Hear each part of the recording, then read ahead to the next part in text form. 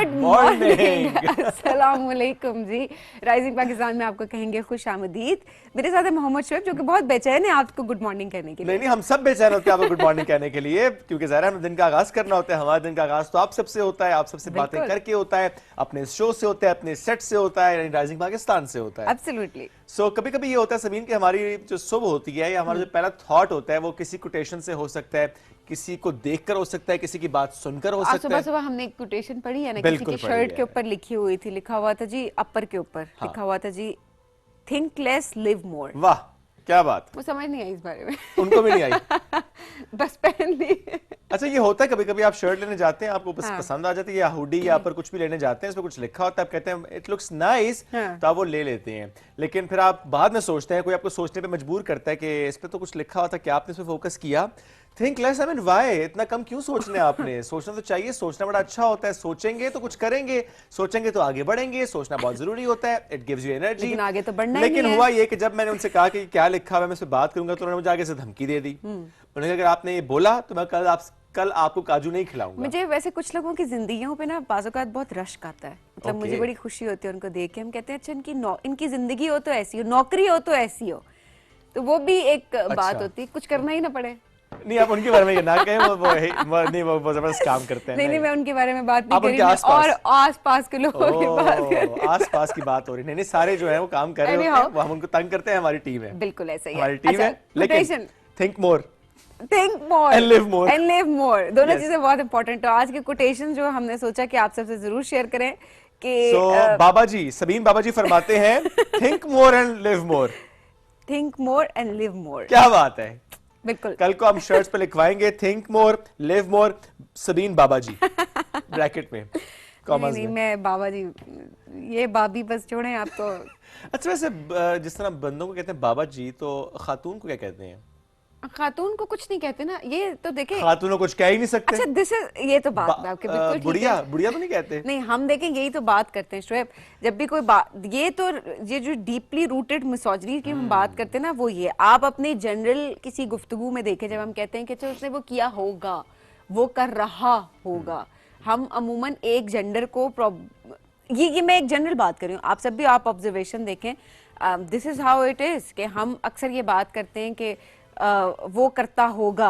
हम मतलब जेंडर की जब हम बात कर रहे होते हैं तो हम प्रायोरिटाइज कर रहे होते हैं मेल जेंडर को, एंड दिस ये मिसोजिनी है जिसके बारे में बात भी होनी चाहिए। नहीं कभी कभी ये भी तो होता है कि बहुत सी बातों को लेकर हम कहते हैं वो हमारी दादी ये कहा करती थी, या हमारी दादी ने ये कहा, या हमारी दादी ने किया। वहाँ हम दादा की बात नहीं करते, हम दादी की बात करते हैं। मैं कुछ अलकाबात की बात कर रही हूँ, जिस तरह बाबा ये फलाना ये, तो मैं इस पर्सपेक्टिव से बात कर रही हूँ कि अमूमन जो है वो ये चीजें मतलब अटैच इसी तरह से होती है। और जैसे आपने किसी को प्रेज करना हो बच्चों में, तब कहते हैं मेरा बेटा। आप अपनी बेटी को भी कह रहे होते हैं मेरा बेटा, ये मेरा बेटा बनेगी। सो ये कुछ चीजें जो कि बहुत हमने नॉर्मलाइज कर दी हैं, बट ये खैर अभी से तो नॉर्मलाइज नहीं हुई हैं, सदियों पुरानी चीजें अब जिस तरीके से चल रही हैं कि नॉर्मलाइज होती गई हैं, बट ये होनी नहीं चाहिए थी, क्योंकि बेटियां भी उतनी ही प्यारी होती हैं, और बेटी को आप बेटी के कि मेरी बेटी बनेगी, मेरी अच्छी बेटी बनेगी, और बेटे का भी यही बात होती है कि मेरा अच्छा बेटा बनेगा। बिल्कुल ऐसे ही है, एब्सोल्युटली राइट जी। ये हमें चीज़ चेंज करने की ज़रूरत है। हम अक्सर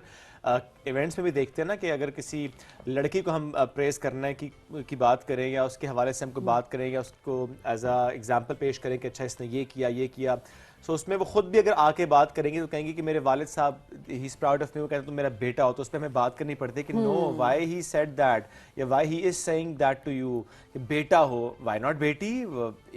औलाद है दोनों, बेटा है बेटी है, जस्ट जेंडर। अपने अपने रोल में दोनों काम करें, और अपने अपने डोमेन में दोनों काम कर रहे होते हैं, अपनी एनर्जी के साथ, अपने अपने एक्सपर्टीज के साथ काम कर रहे हैं। इन्हीं बातों के लिए हम कहते हैं थिंक मोर, सोचा करें इन बातों के बारे में। थिंक मोर एंड लिव मोर, आज की हमारी कोटेशन यही थी। एंड आज का दिन बड़ा इंपॉर्टेंट है, 11 दिसंबर। बिल्कुल जी, 11 दिसंबर वर्ल्ड माउंटेन्स डे। एब्सोल्युटली, पहाड़ों का आलमी दिन। तो जो लोग कहते हैं ना कि पहाड़ मुझे पुकारते हैं, माउंटेन्स कॉलिंग, उनके लिए जाए ना, इधर क्या करें आज, इसके बाद मुझे लगता है स्टेटस लगाया। मैं यही कह रही हूँ कि बहुत टाइम हो गया कि शोएब ने स्टेटस नहीं लगाया कि mountains calling, soon I will. हाँ, माउंटेन्स कॉलिंग, और जाना कहाँ होता है? Murree. No not at all. मजाक कर रही हूँ, वैसे शुभ तो अच्छा खासा मरी भी घूमते अच्छी भी जगह है रहते वैसे हैं। तो, मुझे मरी पहले नहीं पसंद है, नहीं मैं था। करीब होने की बात कर रही हूँ कि वो उस पर के मरी के पहाड़ इस तरह की बात होती है, पहाड़ तो खूबसूरत पहाड़ होते हैं, वो तो पहाड़ नागला के पहाड़ भी हैं। होते हैं। मैं ट्रेल 7 भी जाऊंगा, मैं Absolutely. लिखूंगा माउंटेन्स कॉलिंग। आज वैसे एक इवेंट है, मैं आपको बताऊंगी, Okay. जहाँ पे साजिद सतपारा साहब भी आ रहे हैं। Okay, और wonderful. बड़ा एक जबरदस्त एक हाइकिंग का इवेंट इधर प्लान इस्लामाबाद हुआ में? है, इस्लामाबाद में है। Oh, wow. 9 AM स्टार्ट हो जाएगा और उसके बारे में भी आपको बताऊंगी आगे और चल के, ये लेकिन बड़ा आपने ज़रूरी है ज्वाइन इस पे करना है। बात करना, क्योंकि पहाड़ ज़िंदगी हैं। पहाड़ जिस तरीके से हमारे लिए ज़रूरी हैं, जिस तरीके से हमारे क्लाइमेट के पर्सपेक्टिव से हम देख लें, क्योंकि क्लाइमेट चेंज इज़ समथिंग जिसने हम सबको डिस्टर्ब किया, उसमें हम पहाड़ों को किस तरह से मुतासिर कर रहे हैं, आज हम इस पे बात भी करेंगे।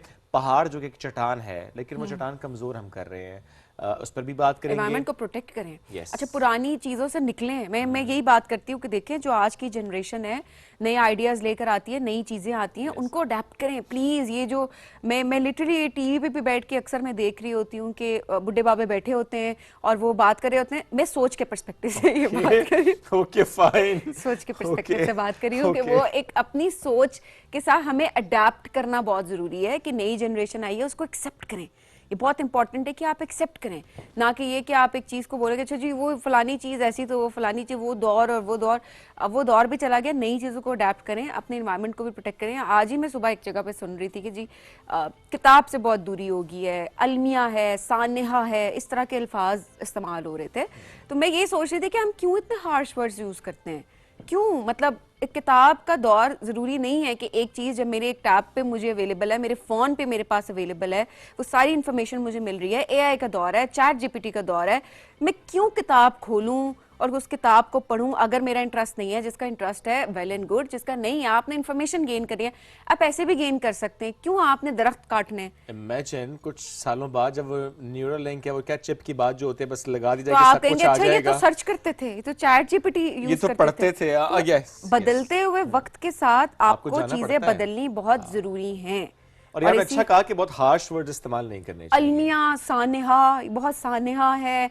I mean, आज की जनरेशन ना वो लिटरली इन वर्ड्स के साथ एक तरह से Aligned रिलेट नहीं कर है उस सकती तरह है, से। और ना ही ये इतना बड़ा कोई अलमिया और सानेहा है। मेरा पर्सनल पॉइंट ऑफ व्यू है। नहीं ठीक है, पर्सनल पॉइंट ऑफ व्यू भी, प्लस बड़ी बड़ी अच्छी बात ये है कि हमें बदलते दौर के साथ चलना होता है। हम ये कतई नहीं कहते कि तालीम हासिल ना करें या ना पढ़ें, लेकिन हम ये कहते हैं कि जो मीडियम होता है उस पर जरूर बात हो सकती है। There are different mediums now. Exactly. Anyways जी, बढ़ना है मैं आगे। अभी हमें चूंकि पहाड़ों के आलमी दिन की मुनासबत से कुछ मेहमानों ने भी ज्वाइन करना है, कुछ और मेहमान भी ज्वाइन करेंगे जो अपनी अपनी डोमेन में बहुत ज़बरदस्त काम कर रहे हैं। करवाएंगे उनसे मुलाकात, लेकिन इस ब्रेक के बाद रहिए साथ। ये है rising Pakistan and think more.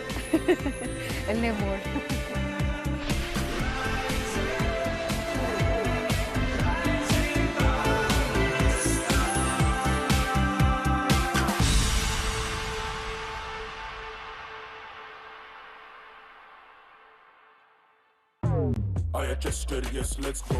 सवाल मेरा एक, इधर कौन like us? जवाब तो है दो, कोई नहीं, no one. अगर नहीं Cheetos तो हम करें zero. Make the right choice, there's too much, too much, too much, too much, too much, too much.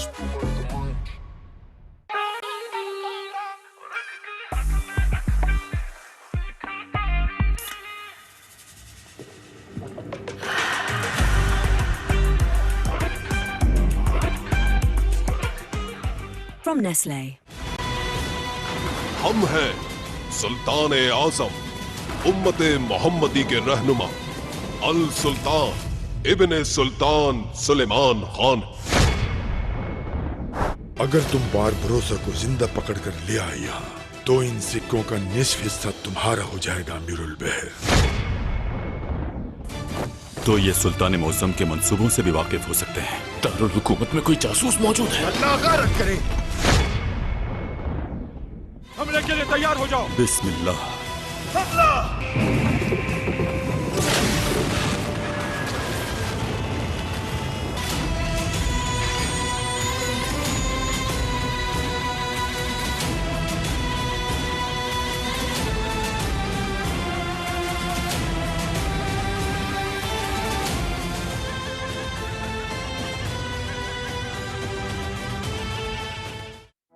भूल ये हुई है मुझसे, थोड़ा सा कुछ दिल में रह गया। क्या करो? सेट करो, खास चाय बना के तुम्हारा मूड। समझते हैं एक दूसरे को, इसीलिए बने हैं एक दूसरे के लिए। जैसे चाय को समझे सिर्फ नेस्ले एवरीडे। From Nestle. अस्सलाम वालेकुम, वेलकम टू आवर शो रिवायतों की लज़्ज़त। चाशनी बनाई थी गुड़ की, वो हम इसमें शामिल कर देंगे। वाओ, जबरदस्त। आज आपके किचन में जो बन रहा है वो सब देसी होगा। गार्लिक राइस ओके और कस्टर्ड दाल। कबाब डाल दिए, ठीक है। उसको थोड़ा सा अच्छी तरह मिक्स कर लेना है। इसी मसाले को आप बहुत जगह यूज कर सकते हैं। पालक पनीर डिफरेंट मेथड है इसका बनाने का। हम बॉईल करते हैं, बॉईल नहीं होगी, स्टीम होगी इसके अंदर। जो इसके जो आयरन है वो भी इसके अंदर बरकरार रहेगा। ज़्यादातर खाना मैं बच्चों के हिसाब से बनाती हूँ कि बच्चे जो खाएंगे वो बड़े भी खा लेते हैं। जहाँ हम आपके लिए लेकर आते हैं मजे मजे के खाने। खाना पका रहे हो, दरवाजे से पता चल जाती है कि जरूर कुछ अच्छा पक रहा है। हाँ, सिर्फ खाने नहीं बल्कि रिवायती खाने। लोबिया जो है वो बच्चों को कैसे खिलाई जाए। इसके कबाब बना लिए। कबाब जो है वो ऐसी डिश है जो बच्चे हर फॉर्म में खा लेते हैं। लजीज खाना जो होता है उसकी खुशबू से ही पता चल जाता है कि कितना मजे का खाना वो होगा। आज हम बना रहे हैं फ्राइड मोमोज। स्टीम ज्यादातर लोग पसंद करते हैं। खाना अच्छा नहीं पकाना आता तो आपका सारा काम बेकार हो जाता है। तो देखना मत भूलिएगा रिवायतों की लज़्ज़त सिर्फ और सिर्फ PTV होम पर।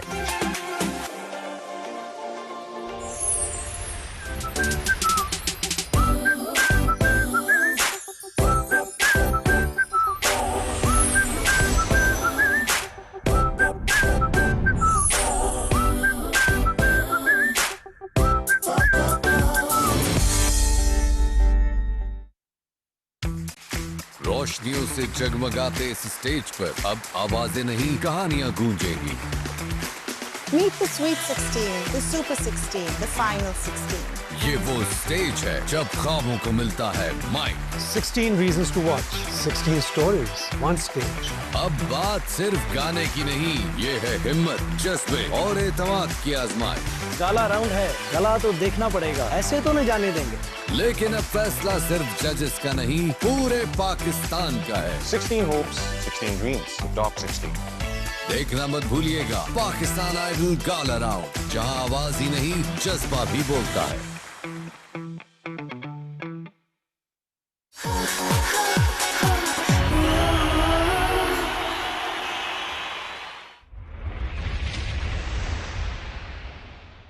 Golden Pearl का न्यूट्रीसीरम वाला healthy white advance care moisturising lotion. Love your skin.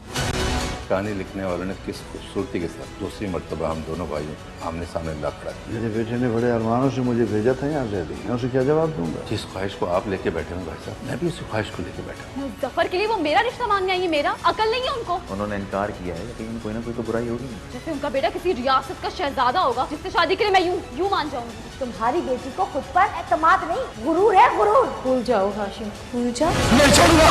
अम्मी मैं आपको बता रही हूँ, मैं उस जफर लफंगे से शादी नहीं करूंगी। कल तक लोग आपको रजा साहब कहते थे, लेकिन अब से लोग आपको रजा मरहूम कहेंगे।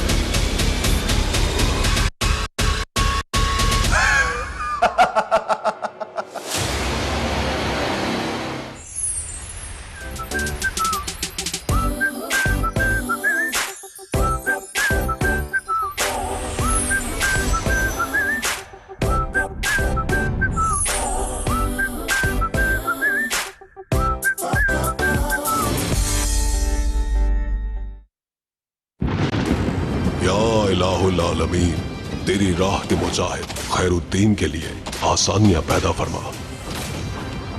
ये मोहब्बत अजियत साबित होगी जानती हूँ। आज के इस दौर में कौन दोस्त है और कौन दुश्मन पहचानना मुश्किल है। मल्लाहों से कहो कि जहाज पर से वेनेतिक का झंडा उतार दें और हमारा परचम बुलंद कर दें। सुल्तान से मिलने जाएंगे हम लोग। अगर मेरा खेल सबके सामने आश्कार हो जाता है तो मुझे कोई ऐसा चाहिए होगा कि जिसे धमका कर खामोश करवा सकूं मैं। जो भी हो बुज़दिल ना बनो, मर्दों की तरह सामना करो मेरा। अब तुम बच नहीं सकोगे बार भरोसा।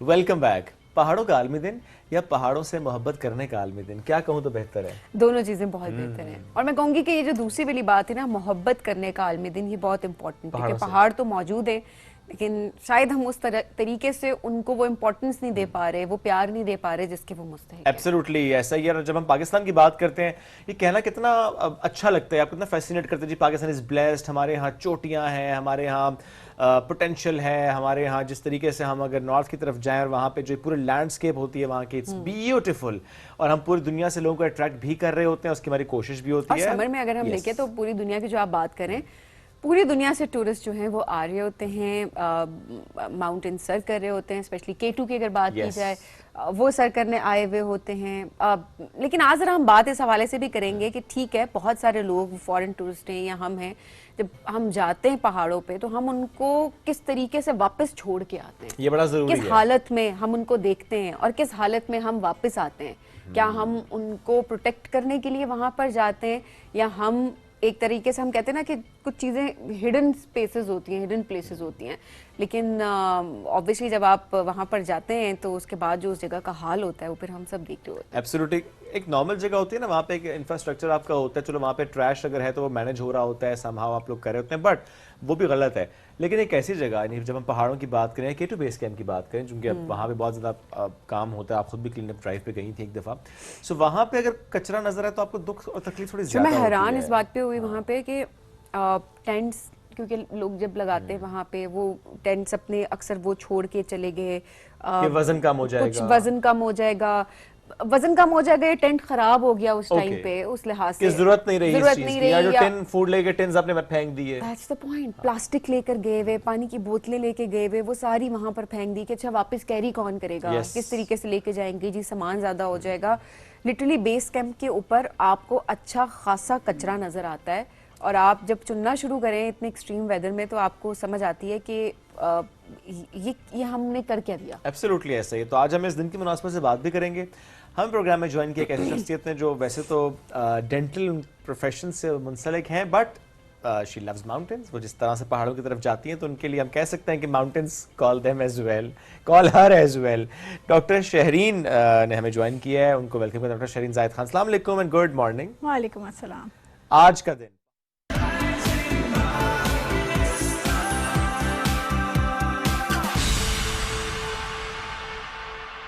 पाकिस्तान को तो फ़ायदा है ही है, मगर हमारी उन कम्युनिटीज़ जो इस पे डिपेंडेंट है, वो साल में उनको वो पीरियड कभी 4 मंथ्स का मिल रहा है, कभी 6 मंथ्स का मिल रहा है, और मैक्सिमम 7 मंथ्स का। ये मैं बहुत ज़्यादा बता रही हूँ जो 7 मंथ्स बता रही हूँ। सो उन एरियाज़ को विंटर टूरिज्म के लिए डिफरेंट एक्सेसिबल करने की ज़रूरत है, जिस पे काम ऐसा नहीं कि नहीं हुआ, लेकिन ज़ाहिर है क्योंकि पाकिस्तान है, हमारी जब लैंडस्केप की हम बात करते हैं उसमें ज़रा बहुत से ऐसे इलाके हैं जहाँ पे काम करना वाकई बड़ा चैलेंज होता है। जिस तरह आपने खुद कहा कि उनकी विंडो ही छोटी सी होती है, अगर आपने काम करना है या कहीं टनल भी बनानी है, कहीं रोड इंफ्रास्ट्रक्चर बेहतर भी करना है, सो विंडो इतनी शॉर्ट होती है कि उसमें थोड़ा सा काम होता है, एक्सट्रीम वेदर आते हैं, जितना काम हुआ था वो खराब हो जाता है। आप नारान को देख लें, नारान बाजार क्रॉस कर रहे हैं आप, ज़रा कुछ बड़ी शॉर्ट सी विंडो है इसकी, कुछ मंथ्स पे है नारान की, उसके बाद आगे तक तो आप नहीं जा सकते बिकॉज रास्ते बंद हो जाते हैं, फिर पूरा जो इलाका है वो डिस्कनेक्ट हो जाता है। इसी तरह अगर आप कलाम से आगे चले जाएं मोहडेंट तक तो वो रास्ते बंद हो जाते हैं जब आपका एक्सट्रीम वेदर होता है, और अगर एक्सट्रीम वेदर नहीं है तो काम आप जब कर रहे होंगे, मशीनरी डिप्लॉय करेंगे,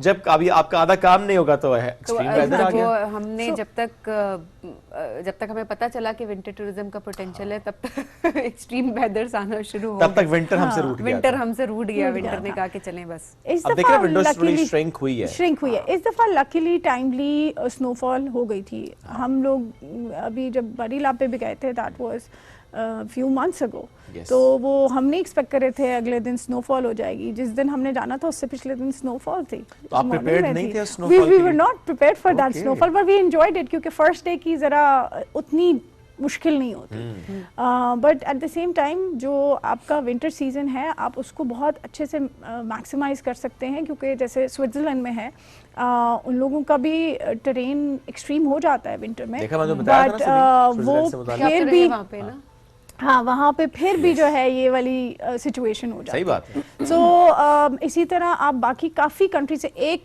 दो ने तो इस तरह की भी मैं पढ़ी थी when I got to know कि विंटर टूरिज्म, मुझे पूछा कि इस पे आप कुछ बता सकती हैं। तो I actually thought about it कि हम लोग क्यों इस साइड पे सोचते भी नहीं हैं, और इस साइड पे सोचना is the first step and you guys are promoting it. तो ये एक फर्स्ट स्टेप है। कुछ काम हुआ भी है, हमने पिछले कुछ सालों में देखा, कुछ इवेंट्स हुए भी हैं गिलगित में स्पेशली देखा है। मालम जब्बा में भी आपके होते हैं, रेगुलर इवेंट्स होते हैं, गिलगित वाली साइड पे भी होते हैं। गिलगित में इसलिए भी चूंकि हम देख रहे थे, सभी आपको भी याद होगा कुछ वीडियो तो जो छोटे छोटे बच्चे और बच्चियां जिस तरह से वो घर से बाहर निकलते हैं और वो स्कीइंग उनकी हो रही है, उसे क्या कहते हैं वो जो आइस हॉकी, आइस हॉकी भी वो तो प्रॉपर इवेंट है, पर आइस स्केटिंग बच्चे ऐसे कॉन्फिडेंटली कर रहे होते हैं, और हमारे यहाँ तो इतने बड़े बड़े बच्चे भी नहीं कर सकते। नहीं तो वो यूज्ड टू होते हैं ना, बहुत सारी चीजें होंगी जो हमारे यहाँ के बच्चे कर सकते होंगे, वो नहीं कर सकते होंगे। और यही चीजें हमें प्रमोट करने की फर्दर जरूरत है। हम वेस्टफर्क विंटर टूरिज्म को प्रमोट करने की बात करें, अपने बच्चों को छोड़ दो फिलहाल, उन बच्चों के पोटेंशियल की बात मैं यहाँ के बच्चों की बात कर रहा हूँ, बच्चे साझे होते हैं।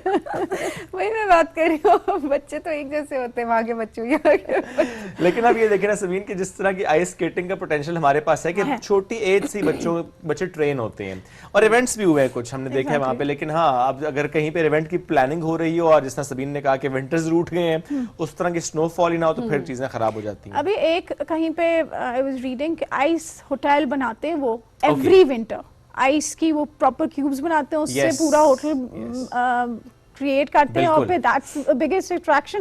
तो हमारे पाकिस्तान में बहुत पोटेंशियल है इस तरह की बहुत सारी चीजें करना, और हमें नया कोई काम नहीं करना। नहीं, हाँ, होटल तो हम भी बनाते हैं, बस बर्फ और पानी के रास्ते में बनाते हैं। हाँ, वो गलत है ना, आप नेचर से आपने लड़ाई नहीं करनी। You have to live with nature, respect nature, ये बड़ा जरूरी है। एग्जैक्टली। और सब आप चूंकि इतनी जगह पे आप गई, रॉक क्लाइंबिंग हो या माउंटेनियरिंग हो, लेकिन जब भी पहाड़ की बात होती है, एक व्यू की बात होती है, कौन सा ऐसा पहाड़, कौन सा ऐसा स्पॉट, कौन सी ऐसी टॉप है, माउंटेन टॉप, जो कि आपके फॉरन माइंड में आती है कि दैट इज समथिंग जो कि it's close to your heart? अच्छा, ये एक इंटरेस्टिंग है, बिकॉज आई थिंक जो आप पीक्स की ऊंचाई पे पहुंचते हैं, वो चाहे कोई भी हो, इट जस्ट mesmerize you, आपको एक और वर्ल्ड में ले जाती है। और वो जो नेचर आप इतने करीब से देखते हो, वो आप एयरप्लेन से भी नहीं देख सकते, हेलीकॉप्टर से भी नहीं देख सकते। वो एक्चुअल जगह में खड़ा होना, उसकी विंड को एब्जॉर्ब करना, फिर सराउंडिंग्स देखना, यूर अबव क्लाउड्स। सो ये जो एक फीलिंग है, दैट्स अमेजिंग। सो मेरा ख्याल में मैं एक चीज को पिन पॉइंट नहीं करूंगी, तो पाकिस्तान इज प्रॉपर। आपको लगता है ना जैसे सीनरी, आप पिक्चर्स मतलब ऐसे आप सीनरीज देख रहे होते हैं प्रॉपर, जब आप वो एक्सपीरियंस करते हैं जाके, तो आप बिल्कुल हैरान हो जाते हैं कि अल्लाह की कुदरत देखें, हम एक्सप्लोर नहीं कर पा रहे होते। तो आप वाकई जब पहाड़ों में आप जाते हैं तो आप उस नेचर को, आप अल्लाह से बहुत करीब हो जाते हैं, कुदरत के आप बहुत करीब। हम एक चीज को देखते नहीं है कि पैगंबरों पे जब वही नाजिल होती थी, वो यूजुअली माउंटेन टॉप्स पे ही जाते थे। सही बात है। सो दैट्स समथिंग हमें अल्लाह ने बताया है इनडायरेक्टली कि it's something good for us as well, हमारी रिलीजन वाइज भी अगर देखें तो। और इट एक्चुअली क्लेंजेस यू। आपका वो जो रीसेट बटन है ना, जो आप मीडिया रील्स और अपना refresh button, that's very important. और आपका दिमाग एक तरफ चला होता है, वहाँ पे सिग्नल्स नहीं है। वैसे तो K2 बेस पे भी सिग्नल्स हैं और भी बहुत जगहों पे सिग्नल्स हैं। कुछ जगह पे नहीं हो सिग्नल, मजा आता है। सिग्नल कहीं अच्छी बात नहीं है, मैं तो कहती हूँ नहीं होने चाहिए। आप disconnect is important, disconnect and restart is very important. Disconnect with the noise and connect with the nature. अच्छा शुएब, अब मजे की बात ये आपको बताऊं कि जब आप जाते हैं ना ऐसी जगहों पे जहाँ पे लोग कम होते हैं, एनवायरनमेंट थोड़ा बेहतर होता है यहाँ का, तो ये जो हम बाल अपने वॉश करते हैं ना, तो आप हमें लगता है कि मतलब यहाँ पर तो कंडीशनर्स का इस्तेमाल ताकि बाल आपके स्मूथ हो जाए, और ऐसा लिटरली आपका हेयर फॉल बंद हो जाता है विद इन डेज जब आप वहां पर होते हैं। और ये मैं बता रही हूँ कि इन्वायरमेंट का कितना ज्यादा असर होता है हमारे ऊपर, और पहाड़ आपको कैसे हील करते हैं, ना सिर्फ मेंटली बल्कि फिजिकली भी। जो हमारे बहुत सारे जिसके लिए हम एस्थेटिक प्रोसीजर्स के लिए जा रहे होते हैं, आप लिटरली अगर वहां पे अपने बाल वॉश करते हैं तो आप यकीन जाने आपको लगेगा कि आपने पता नहीं कौन सा कंडीशनर यूज किया। भाई you don't need a straightener, मतलब you don't need any product, आपको सिर्फ एक शैम्पू चाहिए, और वो भी ना आप सिंपल बाल अगर वॉश करते हैं वो आपको ऐसे लगता है जैसे आपकी आपकी बॉडी हील हो रही है, आपका स्कैल्प हील हो रहा है। ऐसे है ना, मैं यही बात बता रही हूँ कि देखिए ये हमने नेचर को खुद से कितना खराब किया हुआ है। और अब हम ये बात कर रहे होते हैं, मैं अक्सर डर्मेटोलॉजिस्ट को, क्योंकि वो ठीक बात कर रहे होते हैं, वो कहते हैं जी बहुत ज्यादा अपना फेस वॉश ना करें, बहुत ज्यादा अपने बाल वॉश ना करें, आपकी स्किन खराब हो जाएगी। क्यों? क्योंकि पानी जो हम इस्तेमाल कर रहे हैं वो ठीक नहीं है। तो जब आप मेंटली भी ठीक होते हैं, एक जगह पर जाते हैं, उसका भी एक बहुत असर होता है कि आपको स्ट्रेस नहीं होता। सेकेंडली ये कि जो खुराक आप खाते हैं वहां पे वो आपको प्रॉपर फील होता है कि आप वो खुराक खा रहे हैं। और ट्रस्ट मी, आपका वेट गेन नहीं होता, वेट गेन नहीं होता। आप जितना मर्जी खाएं आपका वेट गेन नहीं होता। एक तो है कि आपके मसल्स ऑटोमेटिकली वो बिल्ड होना शुरू हो जाते हैं, भूख भी बहुत लगती है। भूख किस वजह से लग रही होती है? क्योंकि आप चल बहुत ज्यादा रहे होते हैं, और पानी ऐसा है कि उसमें हाजमा होता है। अब ये अल्लाह ने जो कुदरत अल्लाह की है, जो एक्चुअली उसने रिसोर्सेज बनाए, वो तो ऐसे हैं कि एक पानी की बात करें उसमें भी शिफा रखी है। ये अब हम देखें, हमने इस तरीके से इसको बर्बाद कर दिया, हमारी नेचर को। हमने कोई कसर नहीं छोड़ी कि आज हम पानी भी पीते थे जी बॉईल करके पिए, क्योंकि हमने उसके अंदर इतने पता नहीं है कि कहाँ से पानी आ रहा है और केमिकल्स कितने उसके अंदर एडेड हैं। अब खुदा ना खास्ता आबादी जाना शुरू हो गई है, पहाड़ों का रुख करना शुरू कर दिया, मुझे बड़ा खौफ आता है। मैं एक तो चाहती हूँ कि जाएं, हमारा टूरिज्म प्रमोट हो, हमारा मुल्क प्रमोट हो, हमारे पहाड़ प्रमोट हो, लेकिन साथ ही साथ दिल में एक डर जरूर होता है कि कहीं हमारे पहाड़ भी इस हद तक खराब ना हो जाए, वहाँ के रिसोर्सेज भी इस हद तक खराब ना हो जाएं कि आप फर्क ना कर सकें पहाड़ों में और शहरों में। That's why we talk about responsible tourism. Exactly, sustainable. और with time हमने ये देखा है, जो जनरेशंस अब की हैं स्पेशली, वो थोड़ा सा वेल अवेयर भी हैं, वो चीज़ों से सेंसिटाइज भी हैं, अंडरस्टैंड भी करें, बिकॉज उन्होंने फर्स्ट हैंड शायद वो फेस कर लिया है जो severity of weather and climate है। दैट्स वाई उनके अंदर अवेयरनेस भी है, वो काम भी करें। बट हाँ, हम सबको मिलकर काम करने की ज़रूरत है। सिर्फ एक जनरेशन पे हम नहीं डाल सकते कि ख़राब हमने किया है तो ठीक दूसरी जनरेशन करेगी। नो, हम सबको मिलकर एक होलिस्टिक अप्रोच के साथ उसको बेहतर करने की जरूरत है। कहाँ जा रही हैं अभी? कोई और प्लान? जो कि विंटर में तो अभी I think there is no plan. अच्छा, विंटर में 2-3 चीज़ें हैं जो कि एक विंटर विल्डरनेस जो आपकी ट्रेनिंग्स है वो इस टाइम पे बेस्ट होती है। आप की एक्सट्रीम वेदर की ट्रेनिंग्स, क्योंकि हायर एल्टीट्यूड पे एक्सट्रीम वेदर है ही है, सो विंटर में थोड़ा लोअर एल्टीट्यूड पे आपको सेम ट्रेनिंग मिल सकती है।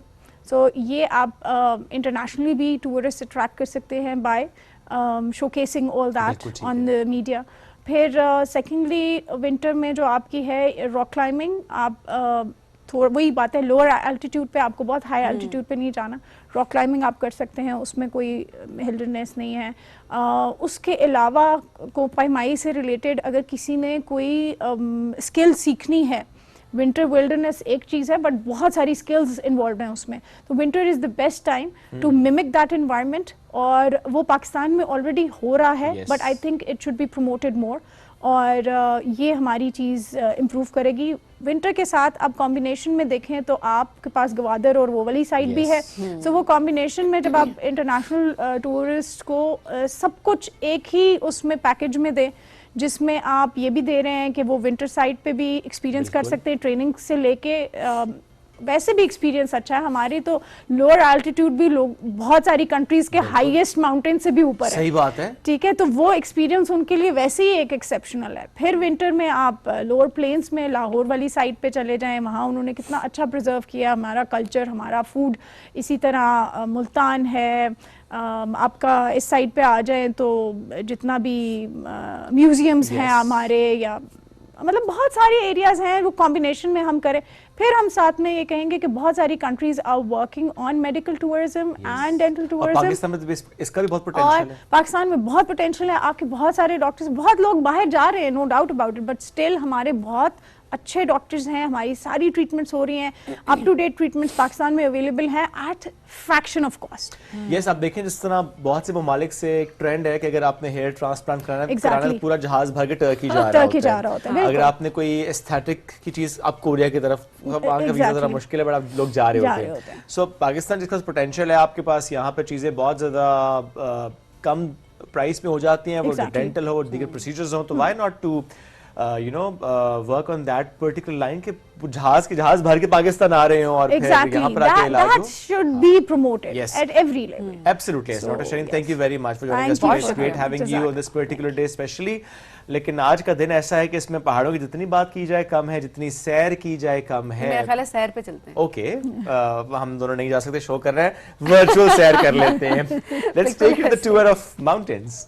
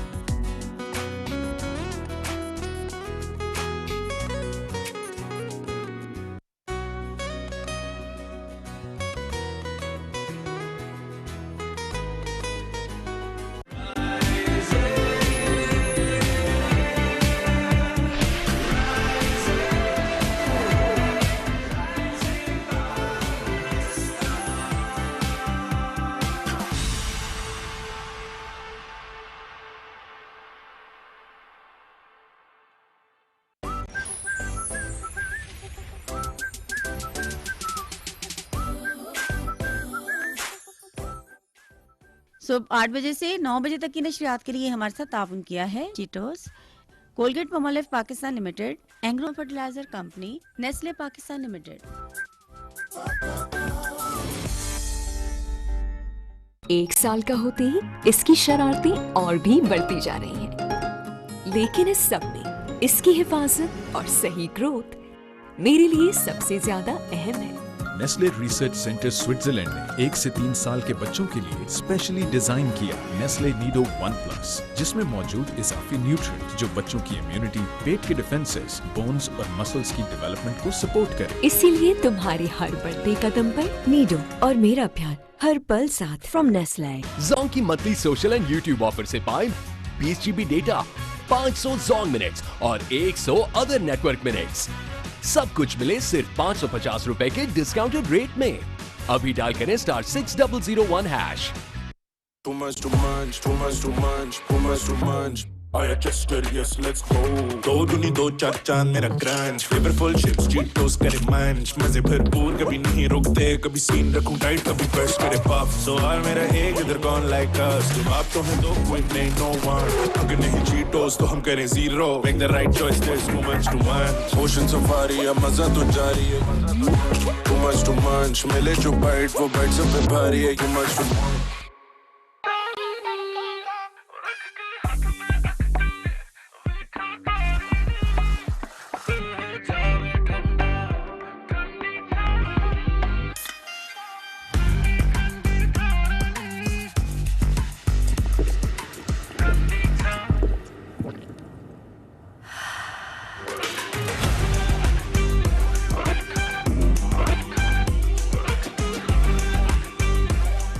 From Nestle.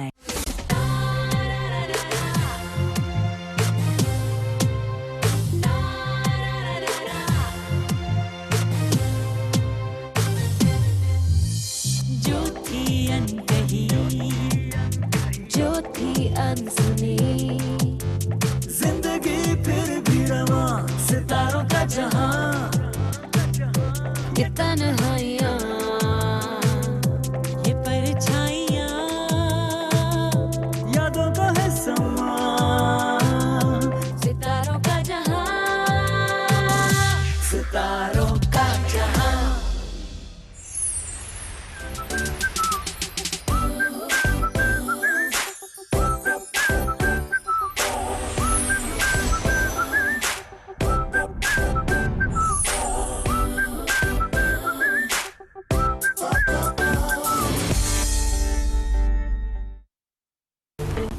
पाकिस्तानी खाने ज़ुबान पे लगे तो छूटते नहीं हैं, और अगर कपड़ों पे लगे तो वो कोरमे को आउट ऑफ साइट कर देगा। कढ़ाई से भी फाइट कर लेगा। कौन? ब्राइट, क्योंकि नए ब्राइट का बेस्ट एवर फॉर्मूला गहराई से दाग निकाले। आपके रेस्टोरेंट का मेन्यू आपकी यूनिफॉर्म में भी नजर आता है। इसीलिए तो ये काम ब्राइट और आपको दिया जाता है।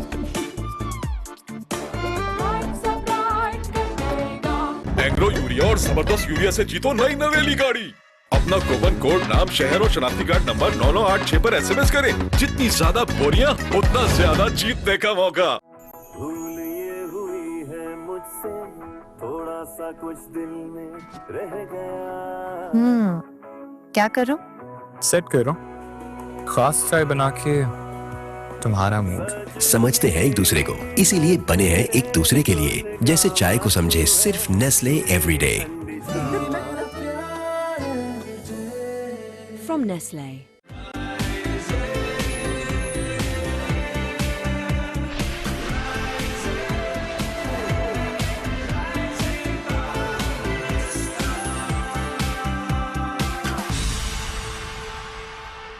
वेलकम बैक जी। राइजिंग पाकिस्तान में आपको कहेंगे खुश आमदीद। अब ज़रा बात करेंगे कम्युनिकेशन स्किल्स के बारे में। कितना इंपॉर्टेंट है कि आप अपनी ज़िंदगी में आगे बढ़ें। आपने डिग्री भी हासिल की। हमारे स्टूडेंट्स जब भी फील्ड में जाते हैं इस बात का गिला होता है कि हम सिलेक्ट नहीं हो पाते हैं, हम कम्पीट नहीं कर पाते।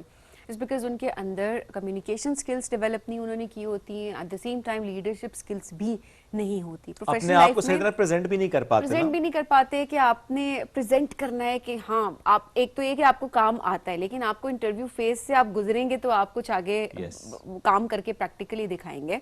तो प्रेजेंटेबल होना भी कितना ज़रूरी है। तो आज इस हवाले से बात करेंगे हम।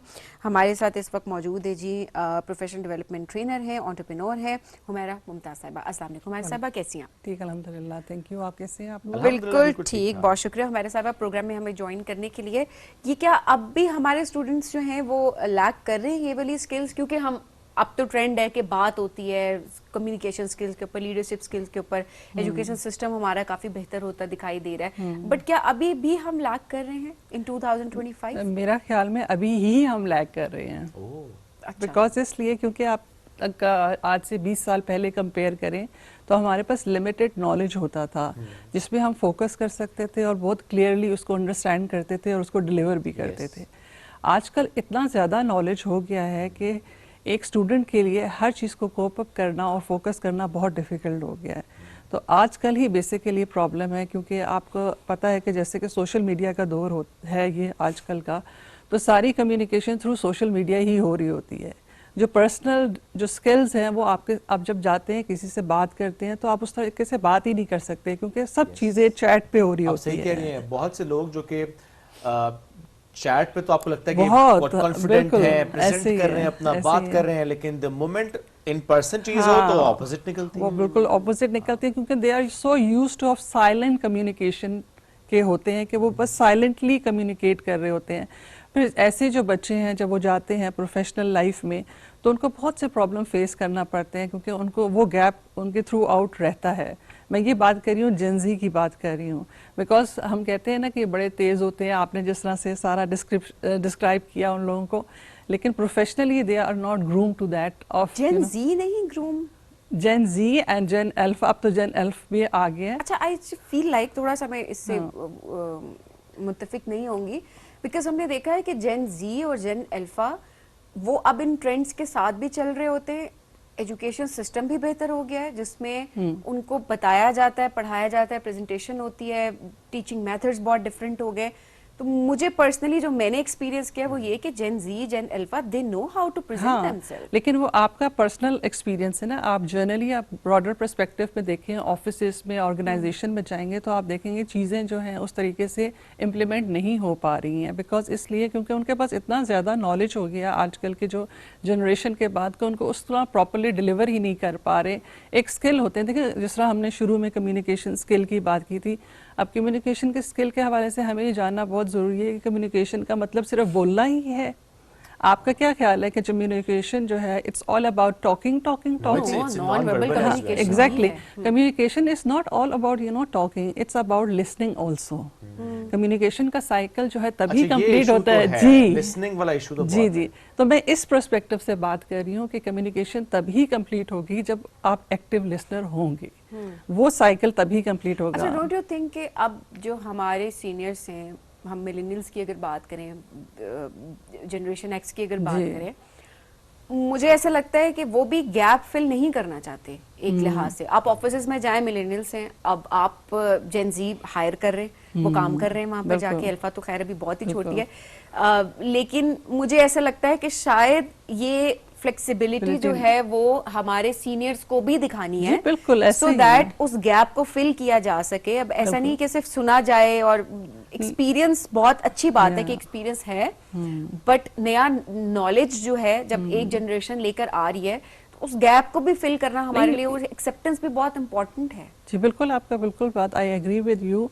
एंड मैं इसीलिए कह रही हूँ कि कम्युनिकेशन के लिए आपको एक्टिव लिसनर होना चाहिए। ये जेन एक्स और आप जिस तरह जो भी प्रीवियस जनरेशन से उनकी बात कर रही हैं, उनको भी उसी पैटर्न पे करके ही कम्युनिकेशन उनके साथ करनी चाहिए, ताकि उनके दरमियान में जो कहते हैं ना जनरेशन गैप है, वो फिल इन होना चाहिए। ऐसा नहीं है कि सिर्फ एक जनरेशन को सेक्रीफाइस करना पड़ेगा, उनको सुनना पड़ेगा, ऐसे नहीं, आपको भी सुनना पड़ेगा। सही बात है, क्योंकि आप बड़े हैं, बिकॉज आपने एक उनके लिए एक एग्जाम्पल सेट करनी है, तो वो तभी होगी जब आप खुद भी उसी पैटर्न पे या उसी कम्युनिकेशन फ्लो में आप उसको फॉलो कर रहे होंगे या अंडरस्टैंड भी करेंगे उनको। जी बिल्कुल। तो मैंने आप जनरेशन से अगर हट के हम इसको यूँ समझें कि ये हमने देखा है अपने आसपास के लोग जब गुफ्तगू कर रहे होते हैं, 2 लोग हैं या 3 लोग 4 लोग, जो भी आप एक गैदरिंग में बैठे हैं, चाहे वो पर्सनल गैदरिंग है या कि प्रोफेशनल गैदरिंग है, उसमें होता है कि अगर एक शख्स बात कर रहा है तो दूसरा उसकी बात मुकम्मल होने का इंतजार नहीं करता, बीच में अपनी बात करना शुरू कर देगा। अच्छा, उसे महसूस भी नहीं होता कि मैं गलत कर रहा हूँ,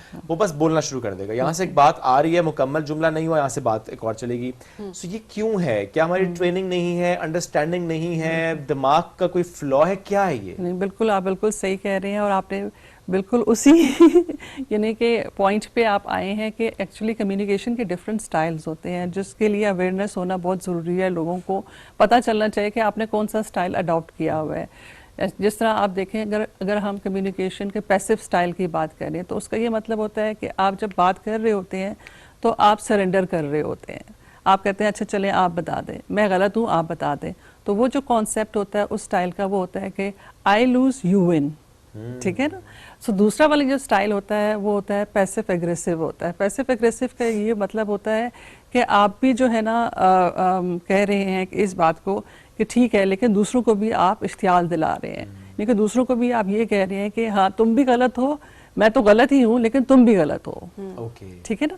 इसी तरह एक स्टाइल होता है असर्टिव स्टाइल होता है, उसमें ये होता है कि I win and you win, यानी कि आपने अपनी भी बात कर दी और दूसरों की भी बात बना ली। सो अगर आप ये वाला स्टाइल जो असर्टिव स्टाइल होता है वो अपनाते हैं, तो बहुत से प्रॉब्लम्स, बहुत सी मिसअंडरस्टैंडिंग्स जो है ना वो ख़त्म हो जाती हैं।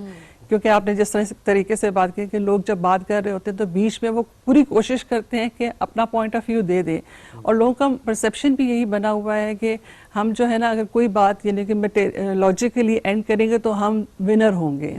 बेसिकली ये नहीं होता है। लेकिन हमारे साथ इसमें एक चीज़ और भी है, ये मैंने ज़्यादा देखा है, थोड़े से जिनकी एज ज़्यादा है, 50 प्लस, मैंने देखा है कि गैदरिंग में बैठे होते हैं, एक शख्स ने कोई बात की है, एक तो होता है ना कि आपने उसी बात के जवाब में कुछ कहना और बीच में कह देना, वो तो चलो समझ आते हैं कि आप चाह रहे हैं कि आपका पॉइंट ऑफ व्यू ही बेहतर है। एक होता है कि एक बात हो रही है, यहाँ से एकदम एक बिल्कुल डिफरेंट बात आई है और उस वक्त आई, अभी भी बात मुकम्मल भी नहीं हुई है, यानी टॉपिक ही चेंज, गुफ्तगू ही बदल जाती है। व्हाट इज दिस, कि हमें ये भी नहीं पता कि अच्छा वो जो गुफ्तगू हो रही है, जो बंदा बात कर रहा है, नो मैटर उसकी क्या एज है, बट एटलीस्ट बात तो मुकम्मल हो जाए, हम वो भी नहीं कर रहे। नहीं वो बिल्कुल, मैं आपसे यही कही थी ना, कम्युनिकेशन का मतलब ये होता है कि आप you should be a good listener.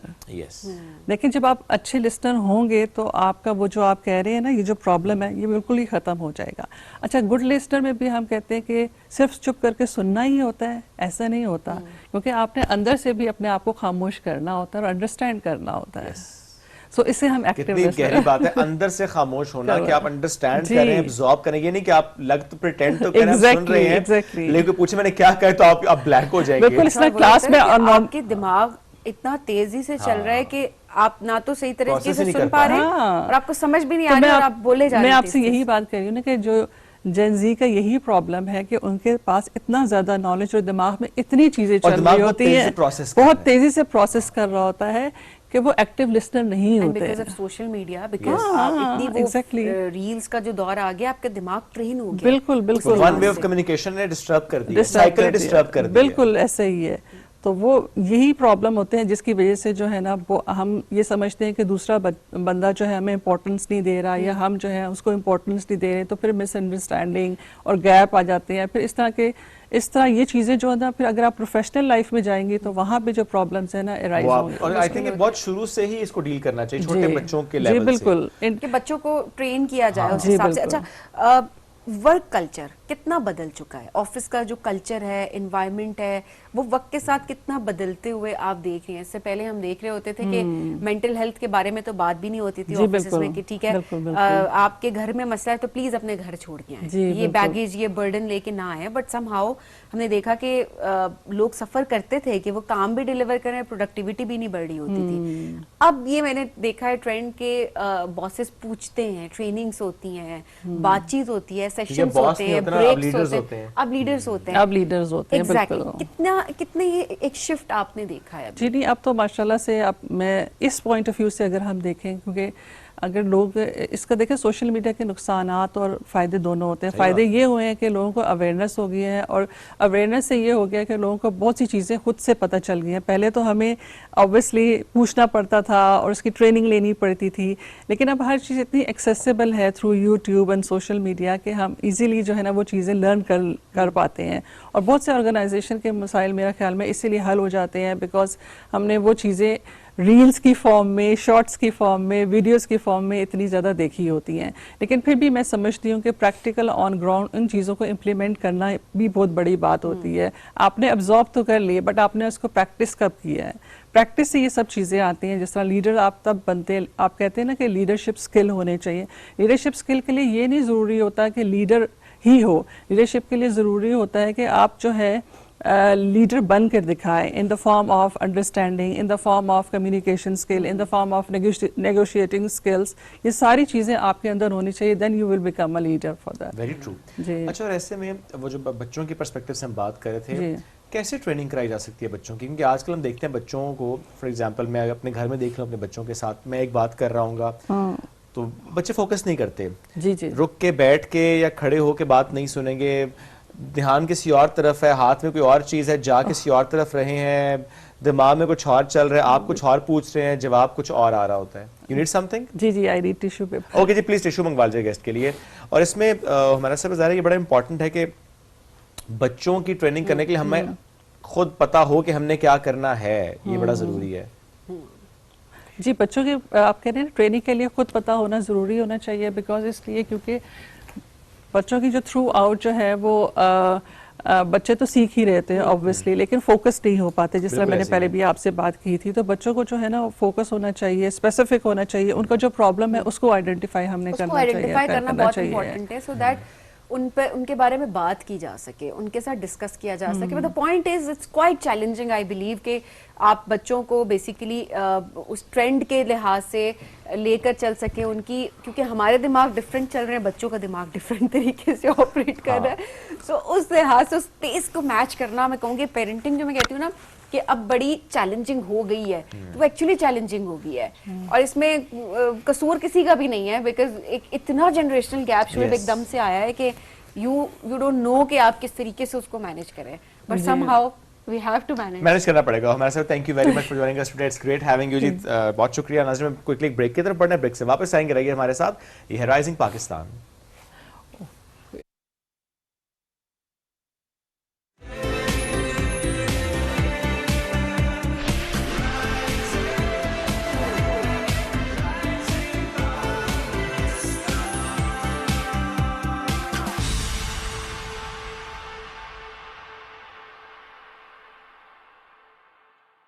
Engro urea और जबरदस्त यूरिया से जीतो नई नवेली गाड़ी। अपना कूपन कोड, नाम, शहर और शनाख्ती कार्ड नंबर 9986 पर SMS करें। जितनी ज्यादा बोरियां, उतना ज्यादा जीतने का मौका।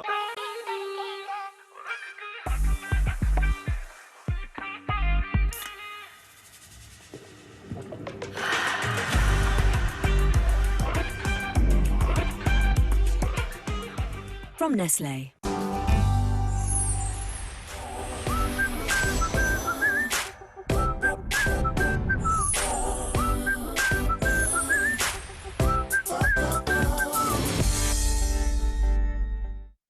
भूल ये हुई है मुझसे, थोड़ा सा कुछ दिल में रह गया। क्या करो? सेट करो खास चाय बना के तुम्हारा मूड। समझते हैं एक दूसरे को, इसीलिए बने हैं एक दूसरे के लिए। जैसे चाय को समझे सिर्फ Nestle everyday.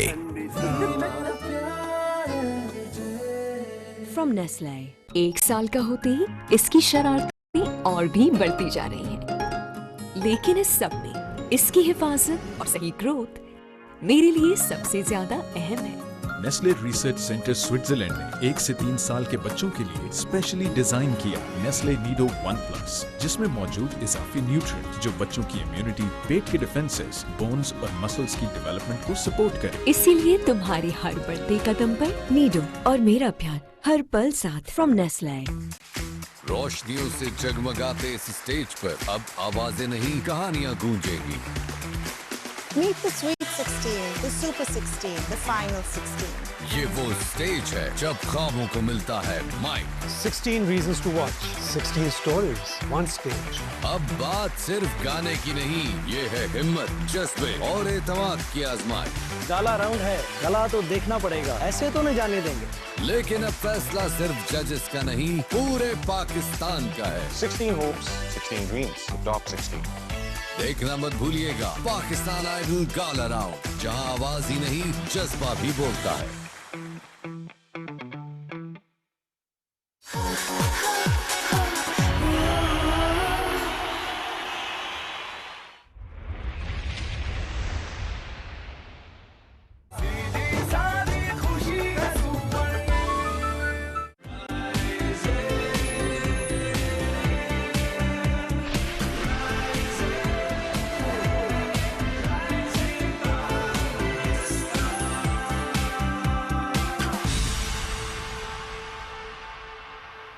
Welcome back. Rising Pakistan में एक बार फिर कहते हैं खुश आमदीद। हमें प्रोग्राम में ज्वाइन किया एक ज़बरदस्त पाकिस्तानी नौजवान ने। He is a scientist.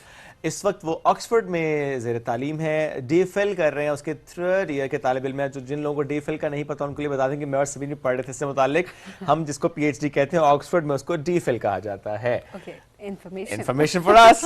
Oxford Pakistan program के तहत केमिकल बायोलॉजी में वो रिसर्च कर रहे हैं और AMR एंटीबायोटिक रेजिस्टेंस जो कि बहुत बड़ा चैलेंज है, it's a global issue, global challenge, जिसमें हमने मुताबिक बार प्रोग्राम भी किए हैं, बात भी की है, उस पर वो काम कर रहे हैं। और आज उनको बुलाने का मकसद है उनकी कहानी आपको सुनानी है, चूंकि कह सकते हैं हम कि कुंडल खोखरा से ऑक्सफोर्ड तक का सफर, झंका नवाही इलाका है कुंडल खोखरा, वहां से ऑक्सफोर्ड तक का सफर कैसे हुआ। And I am sure it must be very very challenging, because हालात कभी ऐसे हो जाते हैं जिंदगी में कि हम सोचते हैं बस यही जिंदगी है, हम पैदा इस तरीके से हुए हैं तो बस अब इसी तरीके से जिंदगी चलेगी। बट वो बहुत अच्छी एक बात मैंने कहीं पढ़ी थी कि अगर आप पैदा गरीब होते हैं तो वो आप उसमें कोई मसला नहीं होता, बट अगर आप मरते गरीब हैं तो ऑब्वियसली इसमें आपका अपना उसमें कसूर लाजमी होता है। बिकॉज जिस तरह जिस हालात में आप पैदा होते हैं ज़रूरी नहीं है कि आप उन्हीं हालात में रहें। और ये गुर्बत पैसे के सेंस की बात नहीं हो रही है यहाँ पे, इसमें ओवरऑल आपकी ग्रूमिंग, एग्जैक्टली आपकी ग्रूमिंग यहाँ पे इन्वॉल्व है, आपकी एजुकेशन है, आपका करियर है, ये सारी चीज़ें जो हैं वो इसके अंदर आती हैं। हमारे साथ अब मौजूद है एक बहुत ही इंस्पिरेशनल स्टोरी हमारे साथ है जी, हमारे साथ है जाबिर अली साहब। अस्सलाम वालेकुम जाबिर। वालेकुम अस्सलाम। जाबिर बहुत शुक्रिया प्रोग्राम में हमें ज्वाइन करने के लिए। सफ़र कैसा चल रहा है अभी? अल्हम्दुलिल्लाह बहुत अच्छा चल रहा है, और जैसे कि आपने बताया कि एक लॉन्ग जर्नी था, इजी नहीं था, लेकिन अल्हम्दुलिल्लाह बहुत सेटिस्फाइड हूँ और बहुत अच्छा जा रहा है। ज़बरदस्त। ज़िंदगी में ये कभी सोचा था ऑक्सफोर्ड? ऑक्सफोर्ड तो नहीं सोचा था, कह सकते हैं, लेकिन जब मैं मिडिल स्कूल में था, क्योंकि गवर्नमेंट स्कूल से मेरी सारी एजुकेशन है, तो प्राइमरी के बाद जब मिडिल में 6th ग्रेड क्लास में आप जाते हो तो उस वक्त साइंस की बुक में मैं पहली दफ़ा मैंने वो वर्ड बैक्टीरिया जो था वो पहली दफ़ा वहाँ पढ़ा। और फिर जब मैंने सोचा कि इतना छोटा ऑर्गेनिज़म लाइक माइक्रो ऑर्गेनिज़म कैसे बड़े ऑर्गेनिज़म्स को, ह्यूमंस को या प्लांट्स को या दूसरे जो जानवर हैं उनको डिजीज़ करता है और दैन इवेंचुअली वो उनकी डेथ हो जाती है, तो मैंने सोचा कि इतना छोटा ऑर्गेनिज़म कैसे कैसे डिजीज़ कर सकता है और कैसे इतने बड़े ऑर्गेनिज्म की डेथ का रीज़न बन सकता है। तो देन मैंने सोचा कि मैं साइंस में मींस के बायोलॉजिकल साइंसेस में अपनी करियर को परस्यू करूँगा। और देन जब मैं अंडरग्रेड में गया यूनिवर्सिटी ऑफ एग्रीकल्चर फैसलाबाद में, तो वहाँ मेरी स्पेशलाइजेशन माइक्रोबायोलॉजी में थी। तो मेरा अंडरग्रेड जो है वो BS ऑनर इन माइक्रोबायोलॉजी है। तो फिर माइक्रोबायोलॉजी में मुझे रियलाइजेशन हुई कि एंटी माइक्रोबियल रेजिस्टेंस भी किसी चीज़ का नाम है, या एंटी माइक्रोबियल रेजिस्टेंस भी कोई चीज़ है। तो देन जब मैंने मुख्तलिफ रिसर्च पेपर पढ़े और डॉक्यूमेंट्रीज देखी एंटी माइक्रोबियल रेजिस्टेंस पे, तो मुझे रियलाइज़ हुआ कि मेरा करियर एंटी माइक्रोबियल रेजिस्टेंस में होना चाहिए।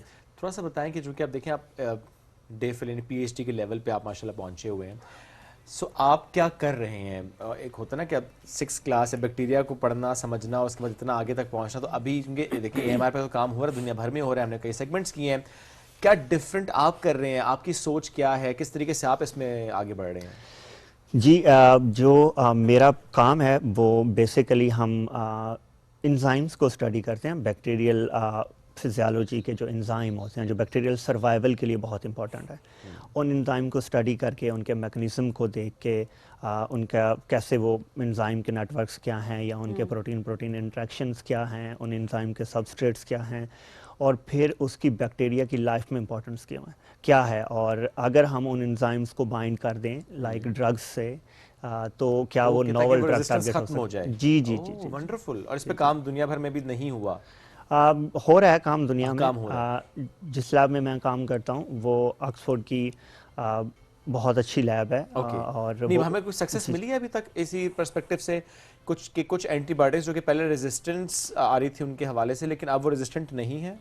जी, उसमें ये होता है कि रेजिस्टेंस में आप दो अप्रोच से बेसिकली जाते हैं। मेनली वन तो एक नई ड्रग बनाना फर्स्ट अप्रोच है, जो कि अब नहीं बन रही। जी जी जी। और दूसरी अप्रोच होती है कि पुरानी जो ड्रग्स हैं जिनकी एफिकेसी लूज हो गई है, उनकी एफिकेसी को आप रिवोक करो। तो उसमें इनहिबिटर होते हैं कि आप इनहिबिशन स्टडीज़ करते हो कि बैक्टीरिया का जो एंजाइम ड्रग को डिग्रेड कर रहा होता है या उसमें रेजिस्टेंस कर रहा होता है, तो आप उस एंजाइम्स को बाइंड कर देते हैं कंपाउंड्स के जरिए से। जिस तरह से बैक्टीरिया अपनी शक्ल बदल रहा है, म्यूटेंट हो रहा है, हम अपने एंटीबायोटिक्स को भी उसके हिसाब से चेंज कर रहे हैं। एंटीबायोटिक वही है लेकिन हम उसको थोड़ा सा ऑल्टर कर रहे हैं। जी जी जी, दैट्स वंडरफुल। जी जी। अच्छा, लेकिन बताना मैं ये जानना चाहता था, ऑक्सफोर्ड का जब नाम आता है, आईवी लीग्स यूनिवर्सिटीज़ का जब नाम आता है, हम सोचते हैं अच्छा ये जो बच्चा होगा ना बहुत प्रिविलेज्ड होगा, शहर का बच्चा होगा, किसी बहुत महंगे बड़े फैंसी अंग्रेजी स्कूल में गया होगा, फिर यहाँ तक पहुँचा होगा। What's your story? लेकिन आपकी स्टोरी गवर्नमेंट स्कूल से आपने पढ़ा, क्योंकि हम बड़ा अंडर एस्टिमेट करते हैं हमारे सरकारी स्कूलों को, हालांकि वहाँ का भी एक सिस्टम है ऑब्वियसली। जरा अपनी कहानी सुनाएं। टू बी ऑनेस्ट, मुझे कभी भी ये नहीं लगा कि मैं ऑक्सफोर्ड नहीं जा सकता। ऑक्सफोर्ड की थाट अंडर ग्रेड में आई मेरी, और जब मैं आपको बता रहा था कि एंटी माइक्रोबियल रेजिस्टेंस का मैंने सोचा और फिर पढ़ा, तो फिर मैंने सोचा कि पहली एंटीबायोटिक कहाँ बनी थी, क्योंकि वो ऑक्सफोर्ड में बनी, तो ऑक्सफोर्ड मेरा फैसिनेशन बन गया उस रीज़न से कि मुझे उसी यूनिवर्सिटी में होना है जहाँ से पहला एंटीबायोटिक बना। उस वजह से फिर मुझे हमेशा से अपने ऊपर बिलीव था। मैंने ये ज़रूर किया कि मैं प्रॉपर प्रोसेस से आया। मैंने यूनिवर्सिटी देखी, फिर यूनिवर्सिटी में वो डिपार्टमेंट देखा जिसमें मुझे PhD करनी है और एंटी माइक्रोबियल रेजिस्टेंस पे काम होता है। फिर उसकी सारी रिक्वायरमेंट्स देखी कि क्या क्या चाहिए। सबको 1 by 1 अंडर ग्रेड से ही मैं पूरा कर रहा था, और जब मैं MPhil के एंड पे गया था तो मुझे 100% यकीन हो गया था कि इंशाल्लाह मैं कर जाऊंगा, क्योंकि वो तमाम इंग्रेडिएंट्स जो ऑक्सफोर्ड में एडमिशन के लिए चाहिए होते हैं वो सारे पूरे हो गए। अक्सर लोग अप्लाई भी नहीं कर रहे होते कि पता नहीं हम कैसे पहुंचेंगे यहाँ तक, लेकिन ऑब्वियसली जब आप वो सारी चीज़ों को टिक कर देते हैं तो बॉक्सेस फिल हो गए, तो फिर तो आपको कोई नहीं रोक सकता। बिल्कुल, फिर तो वो एक यूनिवर्सिटी है जैसे दुनिया की बाकी यूनिवर्सिटीज़ हैं। अगर आपकी तमाम रिक्वायरमेंट्स पूरी हैं तो आपके बहुत चांसेस हैं। मैं यही कहना चाहूँगा कि सबसे बड़ा प्रॉब्लम ही यही है कि हम ऑक्सफोर्ड का नाम सुनने के बाद हमें डर जाते हैं। हाँ, डर जाते हैं। हमें रियलाइजेशन होती है कि ये तो हो ही नहीं सकता, पता नहीं किस लेवल की चीज़ है, हम तो उस लेवल पे पहुंच ही नहीं सकते। बट बहुत सारे ऐसे टैलेंटेड लोग हैं जो कि पढ़ रहे हैं वहाँ पर जाकर। जी जी जी जी, बिल्कुल। सबसे बड़ी बात यही है कि सबको अप्लाई करना चाहिए और प्रॉपर प्रोसेस से अप्लाई करना चाहिए। अच्छे से पढ़ के जिस डिपार्टमेंट में आप अप्लाई कर रहे हैं उसकी तमाम रिक्वायरमेंट्स पूरी करें, तो ये डूएबल जॉब है। नॉट जस्ट ऑक्सफोर्ड, हम यहाँ पे ओवरऑल भी बात करें, हम अक्सर बहुत सारी चीजें हम कहते हैं तो हमारे लेवल से बहुत ऊपर की चीजें हैं। जी जी जी। हमारा कहाँ होगा पता नहीं किस तरह के, वो एलियंस नहीं होते, वो मतलब हम में से ही लोग होते हैं जो कि सिलेक्ट होते हैं। तो आप कम से कम अप्लाई जरूर करें, अपने एक गोल सेट करके, बहुत जरूरी है। अच्छा जाबिर, थोड़ा सा अपने बचपन के बारे में बताएं, स्कूल की कहानियां। एक वो कहानी भी है जब आपकी वालदा आपको बैग सलाई करके देती थी, जाहिर है मौशी हालात एक जैसे नहीं होते हैं हमेशा, आपकी फेवर में भी नहीं होते। और बल्कि अगर हम यूँ सवाल रखें, स्कूल का पहला दिन। हाँ, स्कूल का पहला दिन एग्जैक्टली मुझे एक ही मोमेंट याद है कि जब मेरे नाना अबू थे, अल्लाह उनके दर्जात बुलंद करे, तो वो मुझे स्कूल लेके गए थे। जब मैं स्कूल के पहले दिन गया तो मेरे एग्जैक्टली जूते नहीं थे। जूते नहीं हाँ, थे? क्योंकि उस वक्त गांव में जो स्कूल्स थे, जब मैं पढ़ रहा था तो गवर्नमेंट स्कूल था, तो मतलब ऐसे ही बच्चे भाग जाते थे, मैं उनको बस सिला हुआ बैग दे देती थी और उसमें एक उर्दू का बुकलेट होता था, वो छोटा सा, वो जो कैदा होता था, तो वो लेके मैं जो मतलब सड़क पे जब गया हूँ ना, तो वो एक मूवमेंट मेरे माइंड में आके स्कूल का वो कि वालिदा ने बस्ता सिलाई करके दिया हुआ है, उसमें सिर्फ एक उर्दू की एक बुकलेट है, बिल्कुल, बिल्कुल। जूता पाँव में नहीं है। जूता पाँव में नहीं है और हम भागते जा रहे हैं रोड पे, जैसे बच्चे छोटे बच्चे भागते हैं, तो वो एक मोमेंट आया मेरे माइंड में। वो एक याद है जो कि आपके जी दिमाग में है अभी। में एक याद है। Do you think that was the toughest time? कह सकते हैं, लेकिन उस वक्त मुझे लगता है कि इतना ब्रेन डेवलप नहीं होता, सेंसेस नहीं होते कि आप जब आप कंपेयर करते होंगे आज के वक्त को उस वक्त से। हाँ, मुश्किल था कि अगर जब मैं अब ऑक्सफोर्ड में गया हूँ और बाकी लोग मैंने देखे हैं जिस तरह के इंस्टीट्यूट से लोग पढ़ के हैं, या जो फैसिलिटेशंस हैं बाकी स्टूडेंट्स को, लाइक वो आप कह सकते हैं उस लिहाज से कि वो बहुत टफ टाइम था। और अल्हम्दुलिल्लाह आई एम सो हैप्पी। अच्छा, आज वालदा कितनी खुश हैं? अब किस तरीके से सारे हालात बदल चुके हैं, थोड़ा इस बारे में भी बताएं। हाँ, बहुत खुश हैं मेरे पेरेंट्स, बहुत ज़्यादा सेटिस्फाइड हैं। पेरेंट्स ने बहुत ज़्यादा हार्ड वर्क किया और हमारे गांव में उस वक्त एक मास्टर स्लेव सिस्टम भी एग्जिस्ट करता था और स्टिल उसके कुछ है वो अभी भी। अच्छा। क्योंकि वहाँ पे ख़ास तौर पे लड़कियों की तो एजुकेशन बहुत मुश्किल है, अभी भी बहुत मुश्किल है, लेकिन उस वक्त बॉयज़ की भी एजुकेशन काफ़ी ज़्यादा मुश्किल थी और लोग प्रेफर नहीं करते थे एजुकेशन ड्यू टू पॉवर्टी। और लोग बस ये चाहते थे कि बच्चे अर्ली अर्निंग्स की तरफ जाएं, कोई स्किल खेती-बाड़ी में आ जाएं, कोई छोटी मोटी जॉब कर लें, मैकेनिक्स। खेती-बाड़ी भी इम्पोर्टेंट है, लेकिन तालीम भी साथ इम्पोर्टेंट है, तो वो प्रेफर नहीं करते थे। तो मेरे पेरेंट्स ने ये बहुत उनका पहले दिन से बिलीव था, उन्होंने ये चांस लिया कि हमारा बच्चा पढ़ेगा।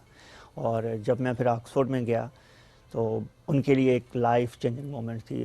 जब मेरा एडमिशन हुआ ऑक्सफोर्ड में, तो मैंने अपने जब वालिद साहब को बताया तो वो कुछ बोल ही नहीं सके, तो ही वाज एक्सट्रीमली इमोशनल। अच्छा।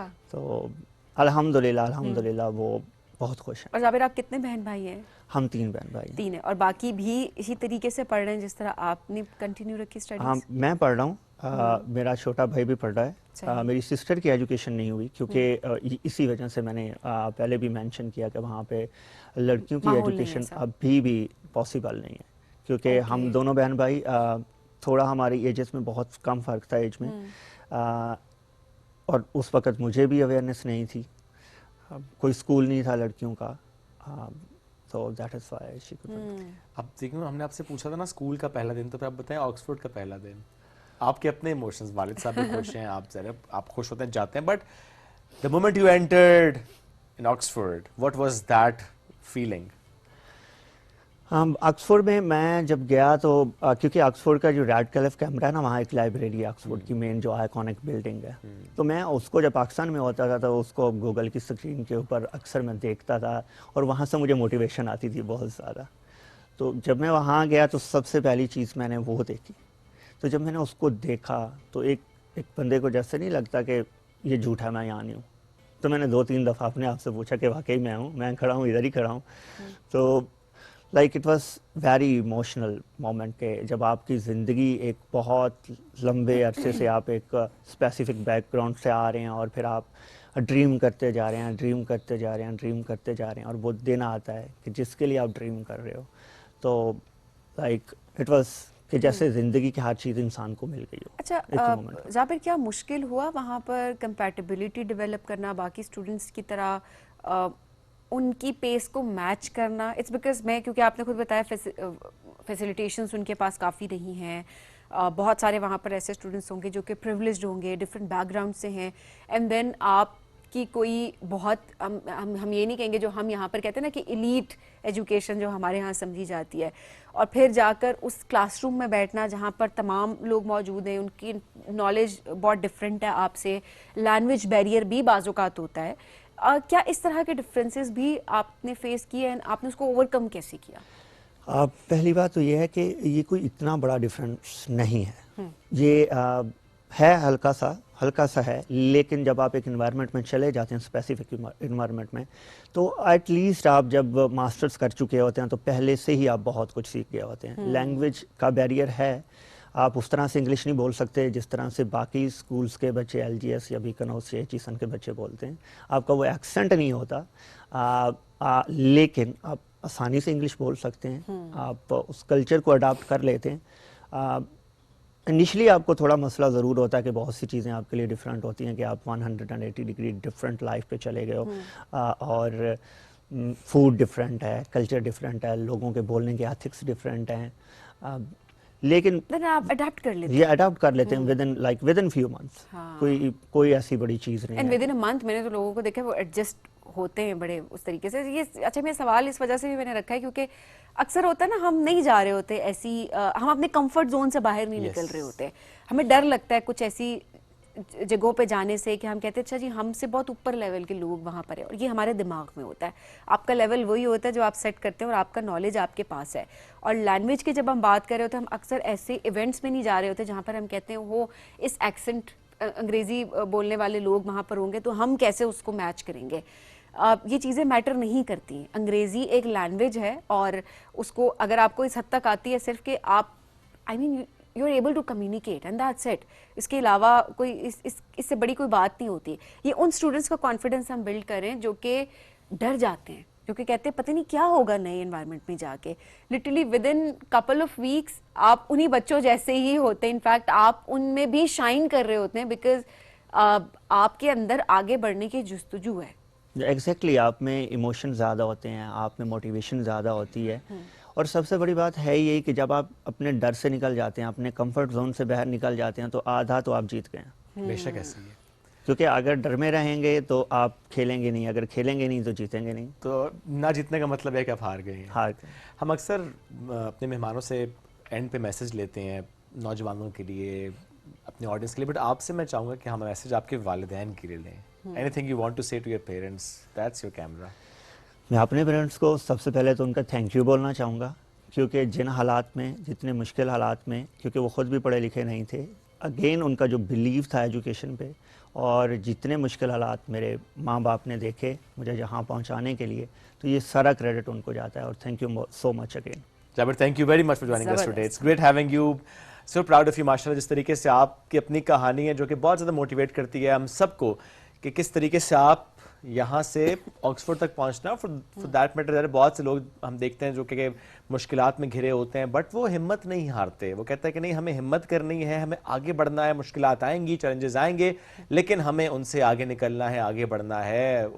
समटाइम्स हम कहते हैं ना कि मुकाबला, हम कहते हैं कि नहीं, मुकाबला क्या करना है, चैलेंज के साथ बस आपको होता है कि मुझे इसको समझना है और चीज़ें मैनेज करते करते बस आगे बढ़ना होता है, रुकना नहीं है, बैठना नहीं है, थकना नहीं है। Once again thank you very much for joining us today. नाज़रीन, अपना फीडबैक आज के शो से मुतालिक जरूर दीजिएगा। दोबारा मुलाकात कल करेंगे। अल्लाह हाफ़िज़।